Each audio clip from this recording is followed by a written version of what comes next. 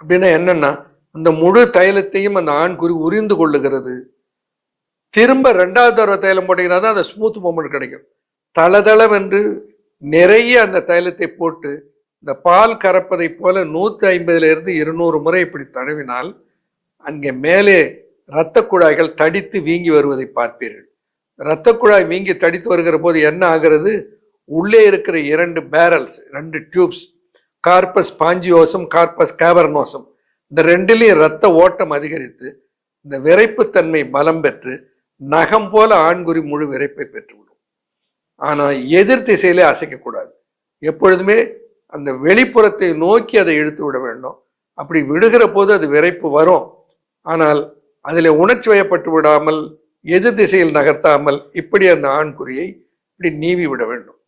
எத்தனை தடவை? 150 to 200 times. எவ்வளோ நேரம் ஆகும்? ஐயோ 3 நிமிஷத்துலேருந்து 4 நிமிஷத்துக்குள்ளே முடிஞ்சு போடாது. ஆனால் இதனுடைய விளைவு என்னன்னா, நீடித்து சேர்ப்பதற்கு, நீடித்த சேர்க்கைக்கு உதவுகிறது, நல்ல திடமான வலுவான எரெக்ஷனுக்கும் உதவுகிறது, ஆண் குறியினுடைய பலத்தை இது அதிகரிக்கிறது. ஒரு இளம் வயது 25-30 வயதில் இருப்பவர்களை கையாள துவங்கினால் அது பருக்கவும் நீட்சியும் அடைய செய்கிறது. நீரிழிவினாலோ அல்லது வேறு நோய் காரணமாக சுருங்கி இருந்தால் அதை திரும்ப இயல்பு நிலைக்கு மீட்டெடுக்க முடிகிறது.